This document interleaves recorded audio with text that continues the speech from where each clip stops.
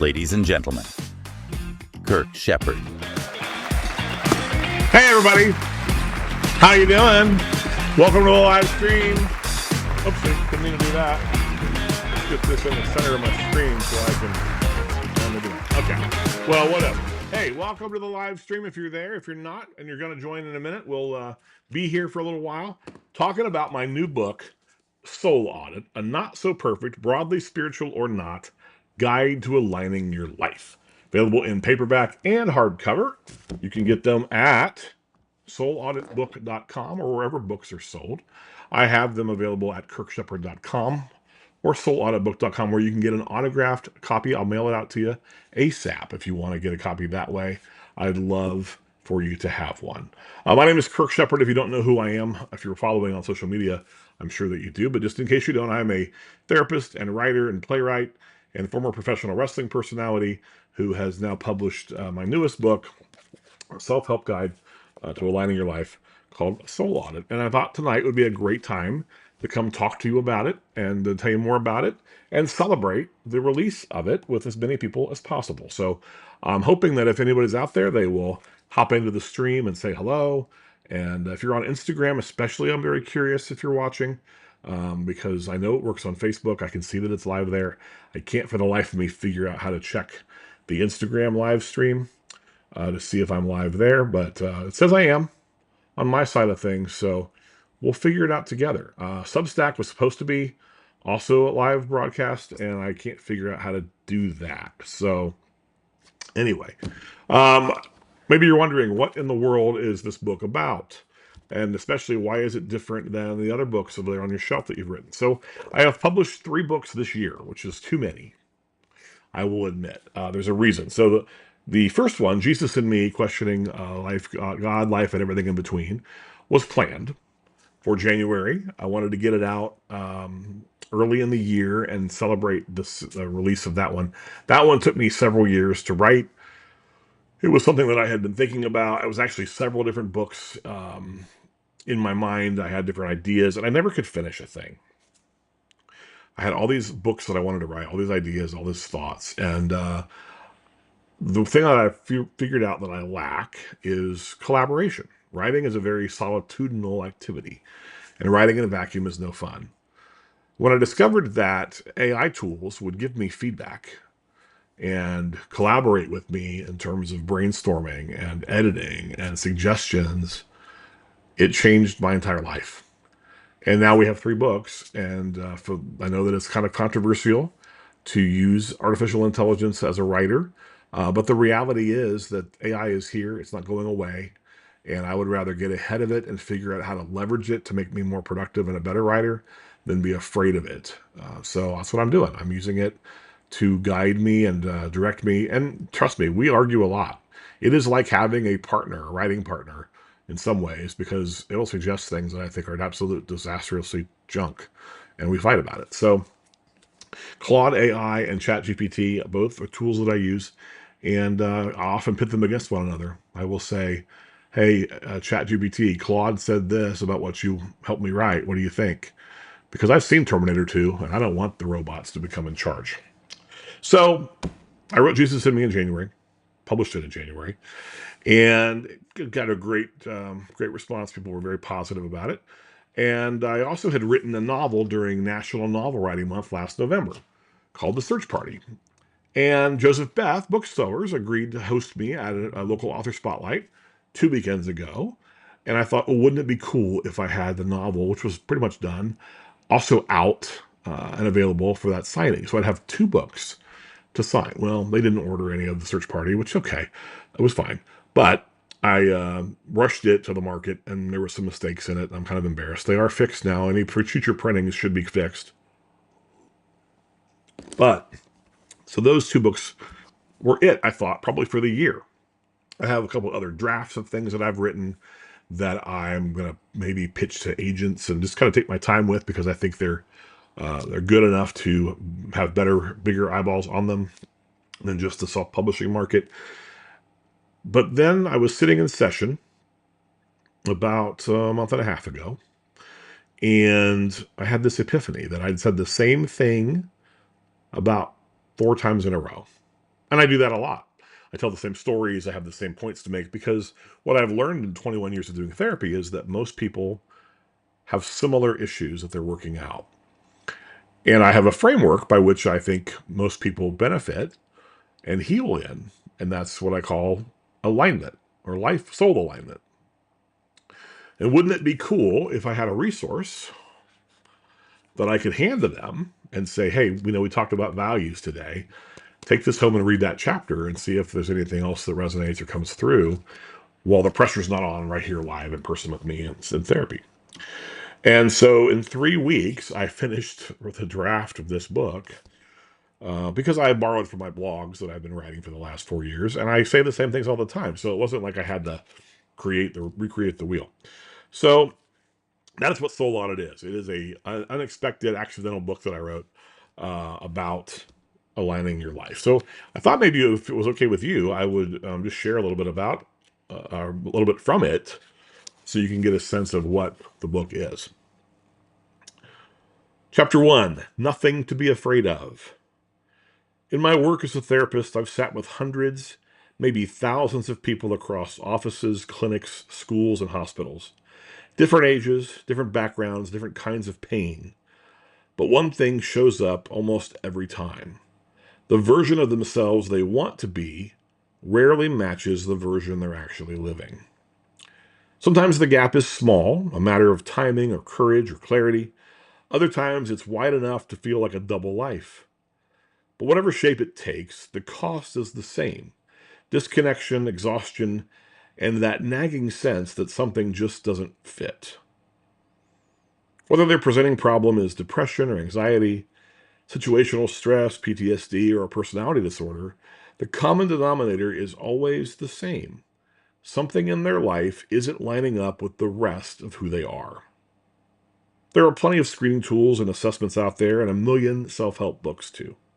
Many of them are excellent and deeply helpful, but I've yet to find one that names and frames what I keep seeing: the quiet ache of living out of sync, the misalignment of the soul. So I wrote my own. So that's the beginning of the book, the very first page, and that's what you can expect: is straight talk. I think it's very funny. I think there's some very interesting things in here, and the structure of the book is simple. It's me telling a story from my life, or perhaps a fictionalized version of a client's story. And then at the end of each chapter, there is what we call a soul audit, with the checkboxes for you to kind of assess that domain of your life and see what might be out of alignment. And then there's from the audit to action section that follows, which talks about really the two things that I do in my day-to-day life, which is awareness and practice. Right? Being a therapist is really about becoming aware of the problem and what we need to do to fix it, and then helping find tools and things we can practice to get better. And so the book is structured in a way that you can assess yourself, become more aware, and then practice new ways of living, thinking, and being. That is the essence of Soul Audit. I think it's a really helpful book, and I think if anybody has ever wondered what's it like to be Kirk's client, what's it like to see him in therapy, and maybe we can't do that because you're a friend of mine, or maybe you don't live in Ohio, or it's just cost prohibitive for whatever reason, this is a good substitute. I think this is in book form a lot of what it's like to meet with me for therapy. Well, so that's it. You can get the book at soulauditbook.com. And I would love to process those orders. You can also get it on Amazon, and it is free right now on Kindle Unlimited, as are my other two books. The Search Party, the novel, on Kindle Unlimited for free right now. And Jesus and Me is also available for free on Kindle Unlimited, or you can purchase it for download on Kindle as well. You also can get my short story that I wrote last weekend called Stay, a tribute to nurses. It's a fictional story about a night shift nurse and her student, and some ethical and moral dilemma that nurses, I think, face regularly. So, writing a lot, I'm having a good time doing so, and I think I'm becoming a better writer because the more I pump out, the more I learn about character and storytelling, and just the nuance of guiding the reader through their own conclusions without having to hammer them over the head with plot points or too much direction. Let's read something else. Yeah. The book is dedicated to a woman named Ruthie. That's not her real name. But she was very, very instrumental in the formation of my counseling practice. If it wasn't for Ruthie, I would not be the counselor I am today. And I don't know what happened to her, which is the worst part of my job, is not knowing the end of the story. But she was instrumental in teaching me a lot of things, and the book is dedicated to her. And if I can find where I introduce her, I would love to read that section to you. If you're watching and you have any thoughts, comments, I'd love to see them or hear them. We can interact, I think, if you are able to comment into the stream. I'd love to see who's watching.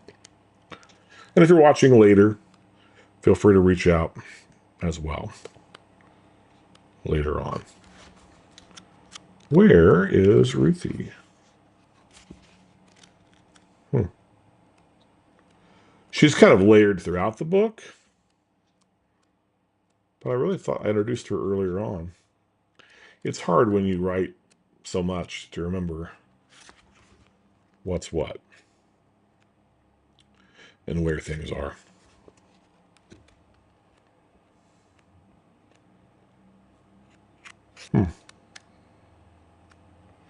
This is what I need an index to find what I want. Maybe there's a reason why I'm not supposed to read her story. I don't know. I was going to go through earlier and pick out some sections, and I ran out of time. Because I did work today and tried to heal some people. Also dropped off a whole bunch of books at the post office. So if you ordered one or were expecting one to come in the mail, I finally got those out today. Here we go. From chapter 3, Feelings Are Not the Problem. Here's a little bit about Ruthie. Scene is called She Picked My Chair on Purpose. Ruthie showed up with a bandage on her hand and a chip on her shoulder. She was referred to me after an industrial accident that left her hand severely damaged. 2 of her fingers were crushed beyond repair, and a third was barely hanging on. She arrived to therapy with her hand still wrapped, the bandages holding her bones together. I was supposed to help her process the trauma. Ruthie didn't want my help. She was sharp-tongued and hostile. She called me a dumbass often. If I asked how she was feeling, she'd roll her eyes. If I asked her to name an emotion, she'd say hungry or irritated or I feel like going home. At first glance, Ruthie appeared emotionally shut down. But that wasn't it at all. She was on high alert every second, watching me, testing me, measuring how safe I was. And once she started talking, I understood why. You can read more about Ruthie and her incredible story in the Soul Audit. We did get some questions ahead of the stream that I think would be fun to answer. So let's take a look here at what the audience that have written in or commented on social media has to say. Hi, Kirk, just finished Soul Audit. Wow. I really appreciated how it wasn't just inspirational fluff, but actually felt like a real grounded conversation about how hard it can be to live in alignment. I'm curious, what made you want to write this particular book? And how did you decide on the themes you explore, like time, vulnerability, grief, forgiveness, and even weirdness? Was it based on client work, your own life, or something else? Thanks for writing something that actually made me feel seen. Well, that's nice. That's a really high compliment. I kind of addressed that a little bit ago with the idea where the book came from, but all of the above, right? I mean, the stories that are fictionalized about the clients certainly were inspiring, and my own life. I talk a little bit about being out of alignment myself and coming out and those things, which you can read a lot more about spiritually in Jesus and Me, which is what that book is really about. But I really thought that I needed a tool, like I said, to hand to people in my office and say, here's extra work. I think the thing that people get frustrated about the most when working with me as a therapist is the mentality I have that we need to do less and be more. And what I mean by that changes depending on who I'm talking to often, because being is a very loose and vague idea. But most people come wanting 10 steps to freedom yesterday. And I think people get better through relationship, healing, and process, and existing and being present and intentional mindfulness and just being. And so they get a little frustrated because there's not enough to do. So I thought if I had a homework assignment for them, or something they could take with them, besides the standard CBT handouts that we all use in therapy, that would be really handy to have. So that's why I wrote it, and that's hopefully what it's going to be used for mostly. But the general public is also hopefully going to benefit from having it as well. Here's another comment. I saw one of your Instagram posts about vulnerability and how it's not the same thing as weakness. That hit me. I'm wondering, does the book talk more about that? Like, how do you actually practice vulnerability without oversharing or freaking out? And how do you know when it's safe? Appreciate any insight. That's a great question. I do talk a lot of my practice about how I could walk through over the Rhine at 3 a.m. with a box of money in my hands naked. And that would certainly be vulnerable, but it would be very, very foolish.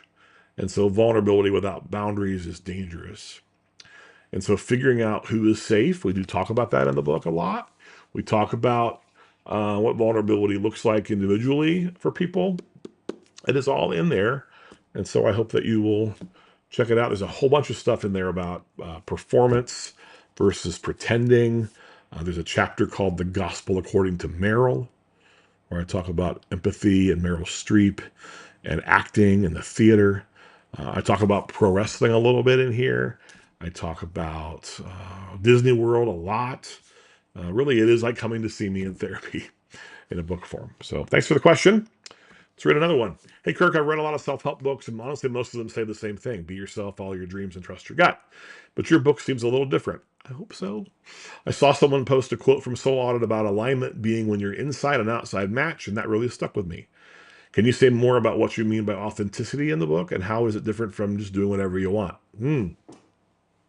Yeah, I think that there's a real interesting way to get to authenticity that is real and not forced or aspirational. One of the first things that I think has to happen is a very honest conversation about values. And so early in the book, we discuss values, and I'll just share with you very briefly. There are 4 kinds of values. There are inherited values. Those are the ones that we get from other places, our parents or our church or wherever, that we just kind of blindly accept to be real and we don't challenge. There are aspirational values. These are the things that we want to value, that we think sound good on paper, but maybe don't line up with the way we live day to day. There are the actual values. Those are the ones we actually do live day to day. And then there are the ones that we call haunting values, which are the things that you may have rejected, that you've kind of come to agree don't really serve you anymore, or you don't really agree with, but yet you're still feeling a little tinge of guilt sometimes around those things.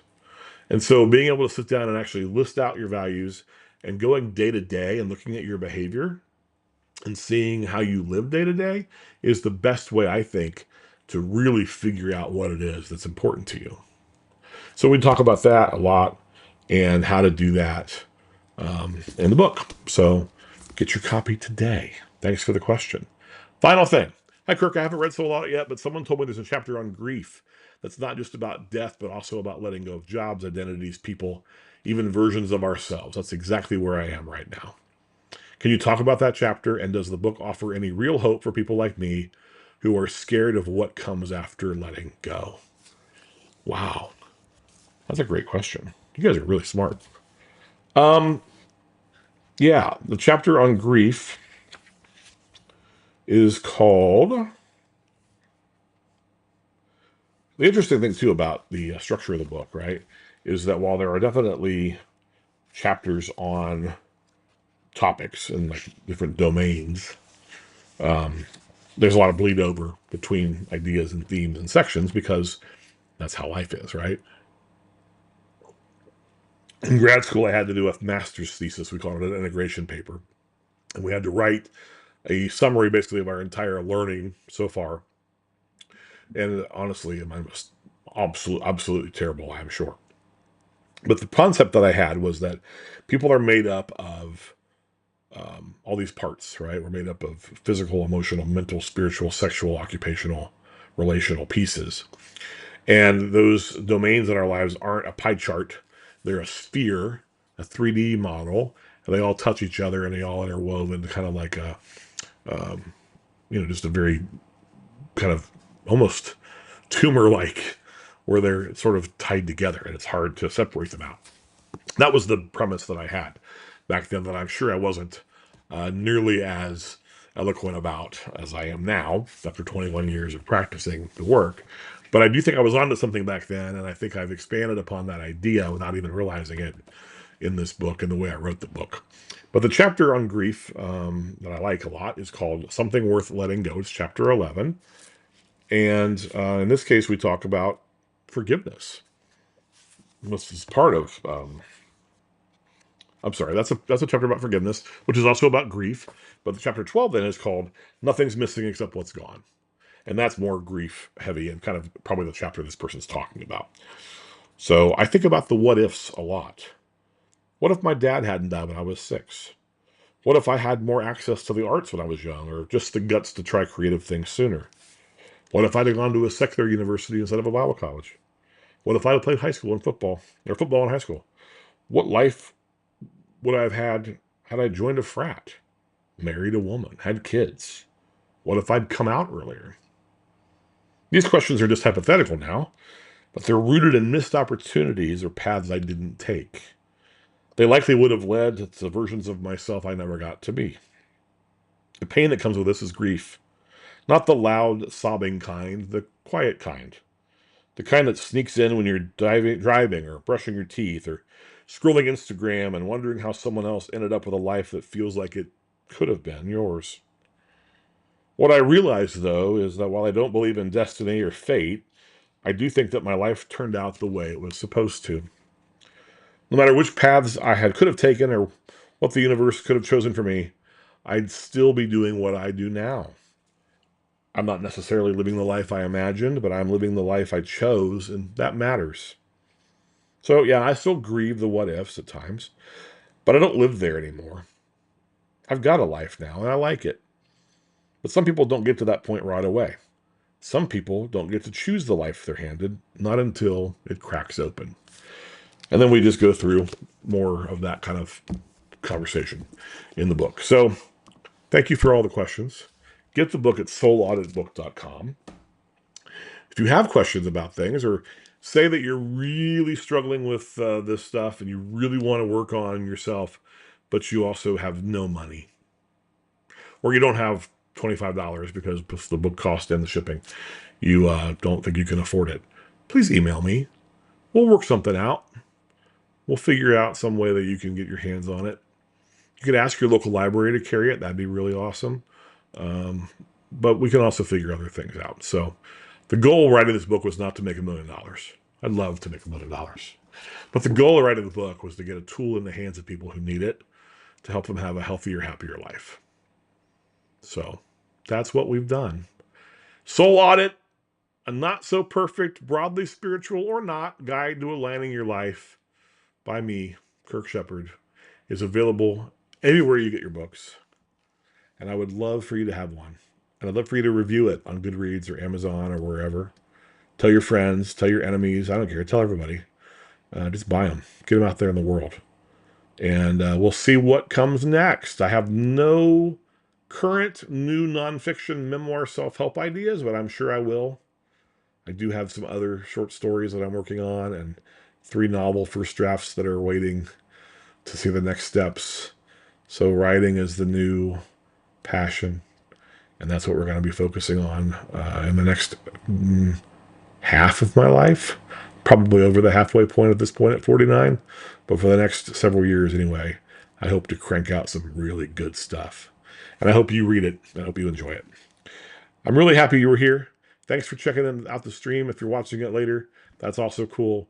Get a copy of the book, soulauditbook.com.